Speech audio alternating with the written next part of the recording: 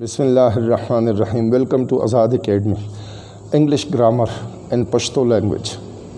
The adverb pabara ke mung lagyayu. The adverb qismuna, adverb boisata, by qismuna tsudi. Da manga pateru lecture ke the pejangalo koshish ko manga explain ko. Nan manga da padezan po hako che adverbs mukhtalif qism adverbs ba pa sentence ke pa kam zay ke lago. Pa jumla ke be zay kam zay. Position of adverb in a sentence. No the मुख्तलिफ adverbs पर sentence के मुख्तलिफ ज़ई नहीं.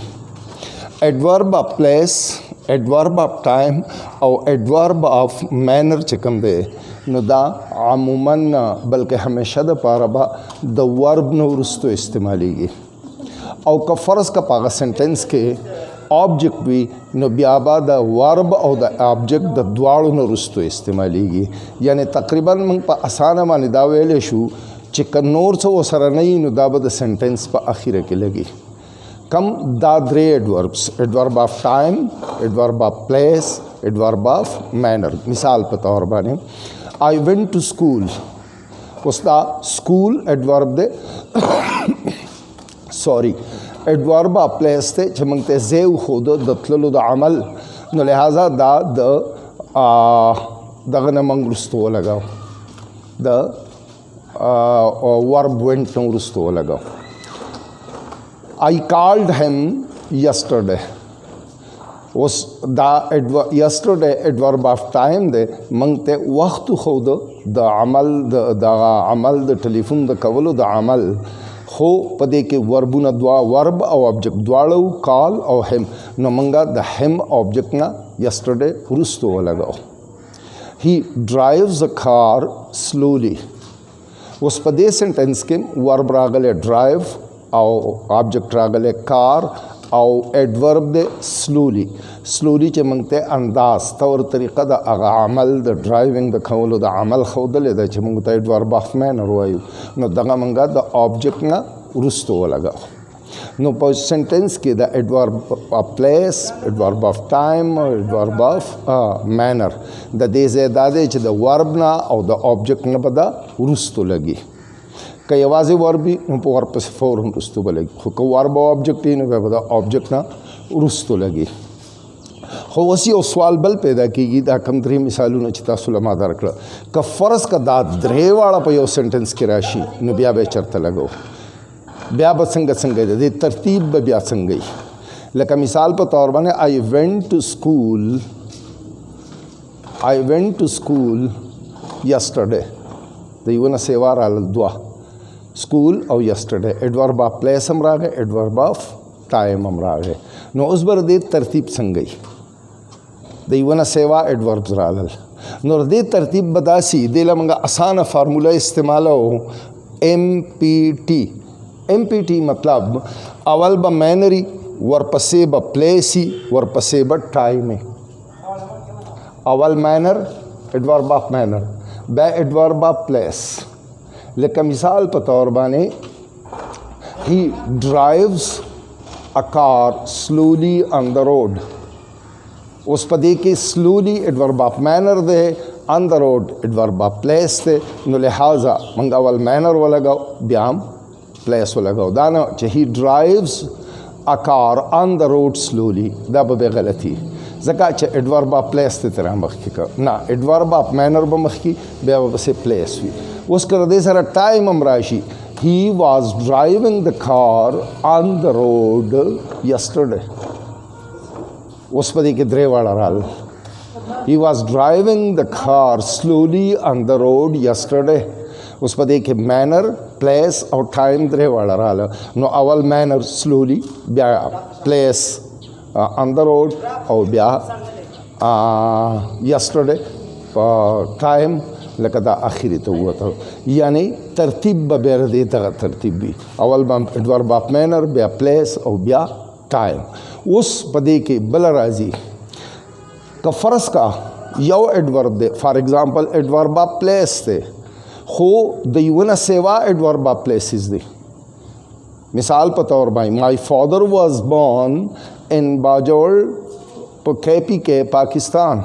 उस पदी के द्रे एडवर्ब ऑफ प्लेसिस द द्रेवाड़ा Brazil KPK Pakistan نو د دې ترتیب به څنګه وي نو دا موږ په اسنډنګ آرډر کې به لیکو اسنډنګ آرډر مطلب دا ای تاسو په خپل میث کې به دې پوهیږئ چې د واړه نه به اخلو او لوی طرف ته بزو لکه اول کوڅه اول مکان بیا کوڅه بیا کله بیا ضلع تحصیل بیا ضلع بیا ډویژن بیا صوبه بیا ملک یعنی د واړه نه به پورته طرف ته ځو دغه رنګې که ایډورب آف ټایم وي چې د یوه نه سیوا ایډورب آف ټایمز راغلي مثال په طور باندې مای برادر واز بورن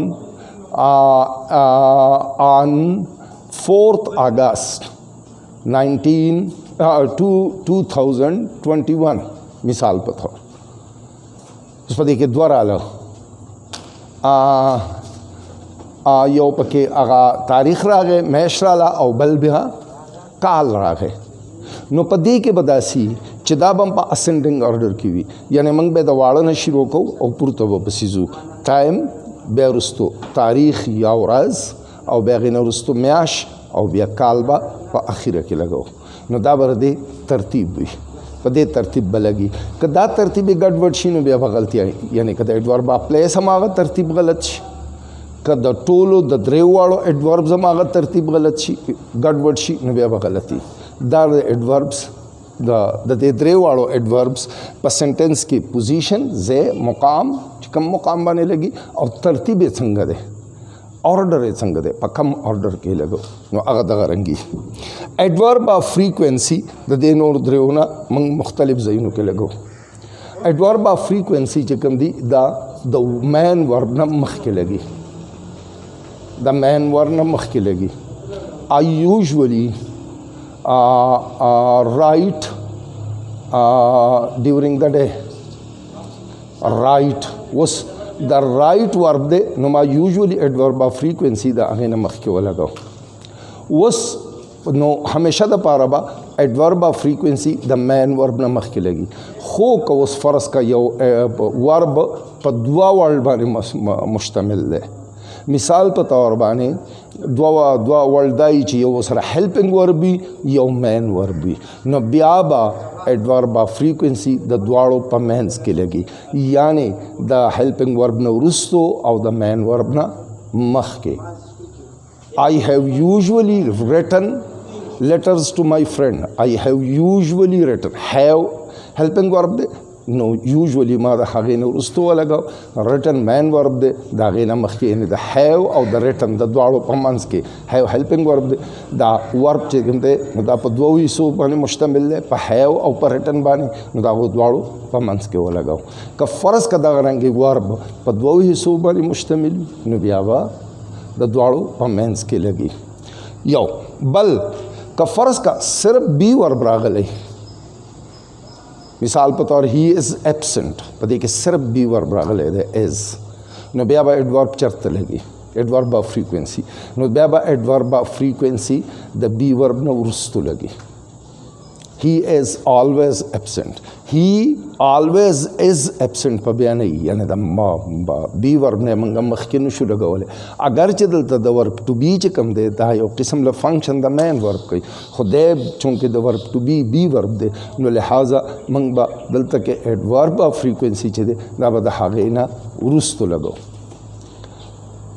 دا بل استعمال اوس که فرض کا کله adverb of degree یا adverb of quantity چې کوم راغلی چې هغه بل adjective یا adverb qualify کوي یا د هغې په باره کې موږ ته زیاتي معلومات راکوي نو د کم adjective د کم adverb په باره کې چې زیاتي معلومات راکوي نو دا adverb بیا د هغې نه فوراً مخکې لګو مثال په طور باندې he is very ill اوس په دې ځای کې ال adjective چې دی دی ویری موږ ته ال adjective په باره کې زیاتي معلومات راکړو نو موږ فوراً ویری د هغې نه مخکې ولګاو very ill he is too your school is too far اوس far adjective لرې adverb دی adverb of place دی جداوالی ښیي adverb of distance دی distance راته ښیي نو دلته موږ ته qualify که دی to دغه far بل adverb د هغې په باره کې زیاتي نو د حق نه فوراً مخکې موږ to ولګو نو چې کم یو ایڈورب یا بل اجکټیو کله کوالیفای کوي یا د هغې په باره کې زیاتي معلومات راکوي نو موږ به د هغې نه فوراً مخکې لګو. ها البته ما خو تاسو ته وویلې چې د بی ورب نه به موږ وروستو لګو، خو کله نه کله که فرض که موږ اگزلري یا لکه هیلپنګ ورب یا بی وربس د سټرس لپاره استعمالو نو بیا به ته ایڈورب آف فریکوینسي مخکې لګو.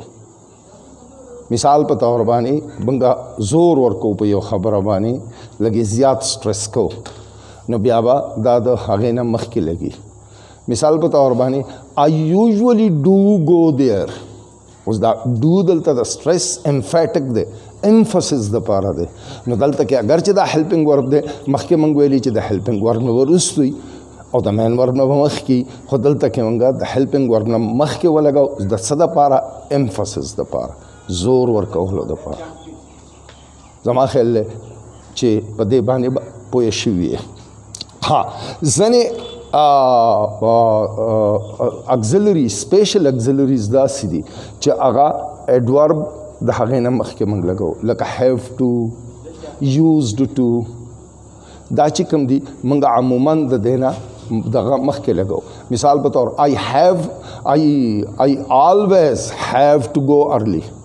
نو دا هیو ټو راغلی دی، دا چونکې اگزلري دی، سپیشل اگزلري دی، نو دا سپیشل اگزلري به بیا موږ په ځان له یو لیکچر کې کوو، کیدای شي په 2 لیکچرو کې وکړو. نو هیو ټو به بیا ایکسپلین کو په هغې کې دا سپیشل اگزلري دی، د هغې نه موږ مخکې ولګو. نو که کله دا چې کوم سپیشل اگزلریز دي خاص کر یوز ټو او هیو ټو نو د هغې نه به دا موږ مخکې لګو. دا د پوزیشن آف ایڈورب او د دې سره ایڈورب موږ کمپلیټ کړو. څه وړې وړې خبرې پاتې شوې. فارمیشن آف ایڈورب خو هغه ایڈورب آف مینر وغیره کې ما تاسو ته لږ ډېرې ایکسپلین کړي دي، د هغې دومره زیات دغه ضرورت نشته. دا اهمې خبرې وې د ایڈورب په باره کې، هغه ما تاسو ته ایکسپلین کړي. په نیکسټ لیکچر کې به موږ بیا آرټیکل کوو. تھینک یو ویری مچ.